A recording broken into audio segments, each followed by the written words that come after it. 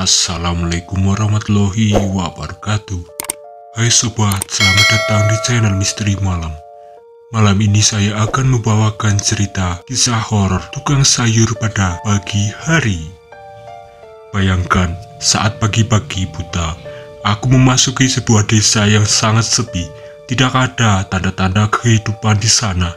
Tapi yang terjadi selanjutnya, sungguh tidak bisa aku percaya. Desa itu tiba-tiba berubah menjadi kuburan yang menyeramkan. Apa yang sebenarnya terjadi dan bagaimana bisa desa tersebut berubah menjadi kuburan dalam sekejap? Jangan sampai ketinggalan cerita ini, karena yang akan aku bagikan bakal bikin bulu kuduk kalian berdiri. Tonton sampai habis, jangan di-skip video ini. Jangan lupa like, komen, dan subscribe. Nyalain juga lonceng notifikasinya agar tidak ketinggalan cerita-cerita misterius lainnya. Semoga kita diberikan kesehatan, rezeki, dan perlindungan. Amin. Tanpa lama-lama, lanjut saja ke ceritanya. Saya seorang pria berusia 33 tahun yang mengalami kejadian horor yang tak terlupakan pada tanggal 15 Mei 2019. Saat itu, saya bekerja sebagai tukang sayur keliling menggunakan motor koplingan untuk berjualan. Seperti biasa, saya bangun pukul 1.30 pagi untuk bersiap-siap. Pukul 2 pagi saya sudah berangkat dari rumah menuju pasar grosir, yang jaraknya cukup jauh, sekitar 2 jam perjalanan. Rute yang saya tempuh melewati desa-desa kecil yang dikelilingi hutan lebat, membuat perjalanan terasa mencekam di tengah malam. Cuaca malam itu sangat gelap dan mirip, membuat jarak pandang sangat terbatas. Saya harus ekstra hati-hati karena jalan yang saya lewati berkelok-kelok dan terkadang naik turun.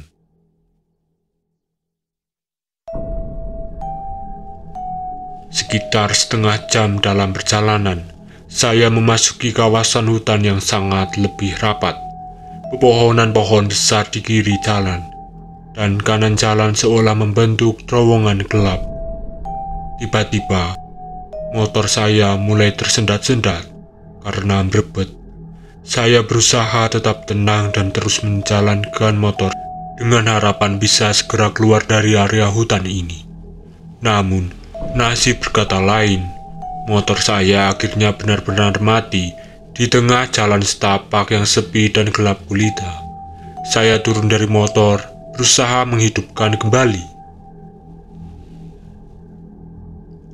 Berkali-kali saya menendang kickstarter, tapi mesinnya tidak nyala. Saat itulah saya mulai merasakan hawa dingin yang tidak wajar. Bulu kuduk saya berdiri, saya mendengar suara-suara aneh dari dalam hutan, seperti bisikan dan tawa kecil. Saya berusaha mengabaikan dan tetap fokus menghidupkan motor. Tiba-tiba saya melihat sosok putih melayang di antara pepohonan. Sosok itu perlahan mendekat. Jantungku berdegup kencang, tapi aku terus berusaha menghidupkan motor. Saya tidak berani meninggalkan motor karena itu satu-satunya harapan saya untuk bisa keluar dari hutan ini. Sosok itu semakin mendekat, dan saya bisa melihat wajahnya yang menyeramkan dengan mata merah menyala. Saya panik, tapi tetap berusaha menghidupkan motor sambil berdoa dalam hati. Tepat ketika sosok itu hampir menyentuhku, ajaibnya motorku menyala. Tanpa pikir panjang, saya langsung tancap gas kencang-kencangnya, meninggalkan tempat itu. Sepanjang sisa perjalanan melewati hutan dan desa-desa kecil, saya terus berdoa.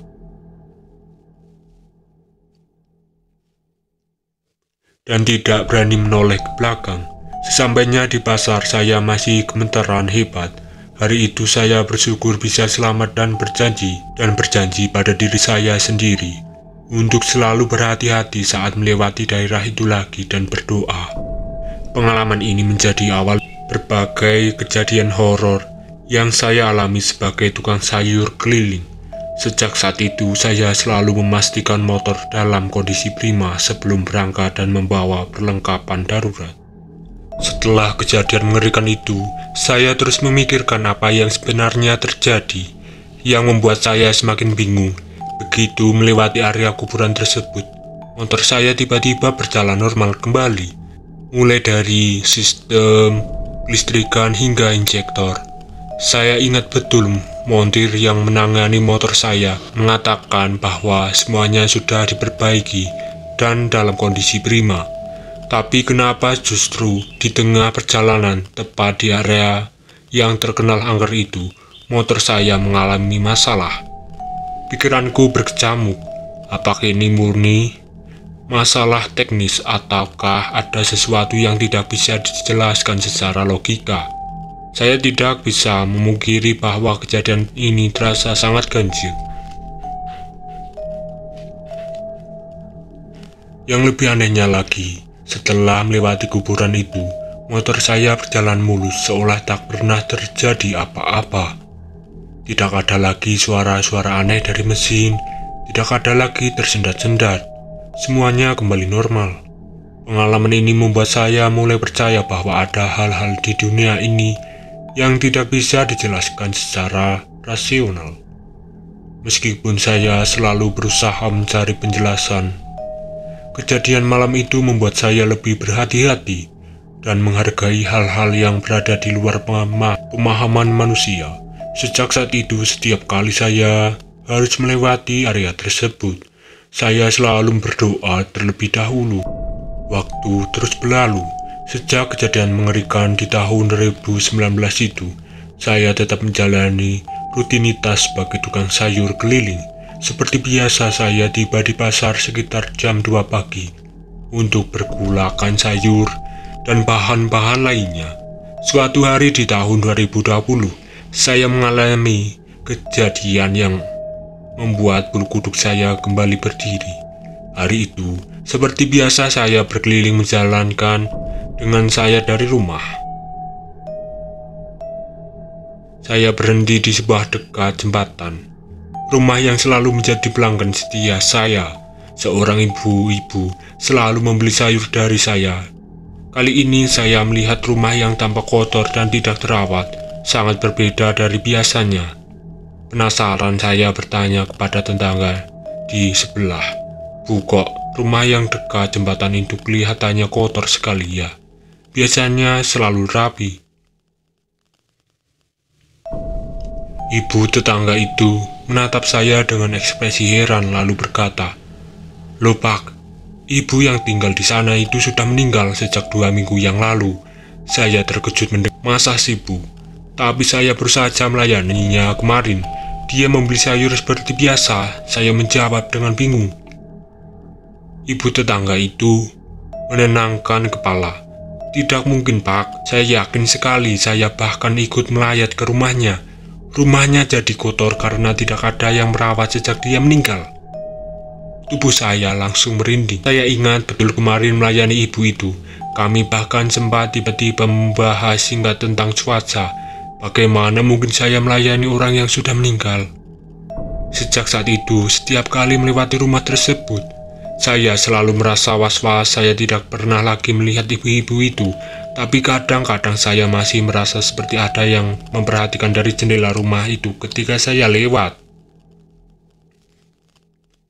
Pengalaman ini menambah daftar kejadian aneh yang saya alami sebagai tukang sayur keliling. Saya jadi lebih berhati-hati dan selalu berdoa untuk perlindungan setiap kali berangkat berjualan. Meski menakutkan, saya harus menjalani pekerjaan untuk menghidupi keluarga. Namun kejadian ini membuat saya sadar bahwa dunia ini memang penuh misteri yang tidak bisa selalu dijelaskan dengan logika. Pada bulan September 2020, saya memutuskan untuk mencoba peruntungan di sebuah desa baru yang belum pernah saya kunjungi. Sebelumnya pagi itu sekitar pukul 5.50 saya berangkat menuju desa tersebut. Perjalanan cukup panjang melewati hamparan sawah dan kebun-kebun milik warga. Udara pagi masih terasa dingin dan kabut tipis masih menyelimuti area persawahan ketika saya memasuki desa itu. Saya mulai berkeliling, berharap bisa mendapatkan pelanggan baru. Namun ada sesuatu yang aneh yang segera saya sadari.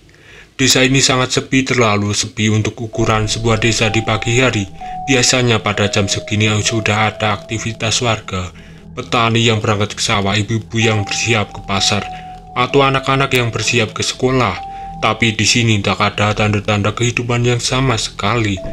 Saya terus menjelajahi, berharap akan menemui seseorang, tapi sejauh mata memandang, tak ada seseorang pun yang terlihat.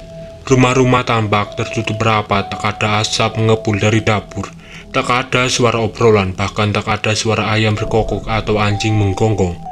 Perasaan tidak enak mulai mengecewakan saya. Mengapa desa ini begitu sunyi? Apakah semua penduduknya pergi? Atau jangan-jangan? Saya mencoba untuk tetap tenang dan melanjutkan perjalanan. Mungkin saja ini hanya kebetulan pikiranku. Mungkin saya datang terlalu pagi atau ada acara desa yang membuat semua orang berkumpul di suatu tempat. Namun semakin jauh saya masuk ke dalam desa, perasaan aneh itu semakin kuat. Udara terasa berat dan mencekam. Saya merasa seperti sedang menjelajahi. Meskipun tidak ada seseorang pun yang terlihat, tiba-tiba saya mendengar suara langkah kaki di belakang saya. Berharap akhirnya menemukan seorang untuk ditawari dagangan, tapi tidak ada siapa-siapa di sana. Jantungku berdegup kencang. Saat itulah saya memutuskan untuk segera meninggalkan desa ini. Ada sesuatu yang tidak beres dan saya tidak ingin berlama-lama untuk mencari tahu apa itu. Dengan tangan gemetar saya menghidupkan motor dan segera keluar dari desa tersebut secepat-cepat saya. Setelah kejadian aneh di desa itu, aku kembali melaju dengan motor gerobak sayurku, mencoba meninggalkan suasana menakutkan di belakang. Namun, tak lama kemudian aku mendengar sesuatu yang membuatku merinding. Suara kantong plastik jatuh ke jalan. Aku berhenti dan melihat ke belakang, dan benar saja ada sekantong sayur yang jatuh dari gerobak. Meskipun perasaan tidak enak masih ada, aku memutuskan untuk memutar balik dan mengambil sayur itu. Namun, saat aku mendekat, perasaan tidak berubah menjadi rasa takut yang luar biasa. Desa yang tadi ku lewati kini berubah menjadi kuburan. Batu nisan berdiri tegak di mana-mana menggantikan rumah-rumah yang sebelumnya terlihat. Jantungku berdegup kencang dan aku merasa seperti terjebak dalam mimpi buruk. Tanpa pikir panjang, aku segera kembali ke motor gerobak dan menghidupkan secepat mungkin. Dengan tangan yang gemetar aku kabur dari tempat itu, meninggalkan kuburan yang tiba-tiba muncul di tengah desa tersebut. Perasaan takut terus menghantui sepanjang perjalanan pulang, dan aku kebingungan dengan apa yang terjadi selama ini. Cerita tamat. Ini kisah dari Pak Joko. Jangan lupa untuk like, komen, dan subscribe. Nyalain juga lonceng notifikasinya agar tidak ketinggalan cerita-cerita yang lebih menarik berikutnya. Jika kalian memiliki cerita yang sangat menarik, bisa kirimkan ke email kita. Terima kasih.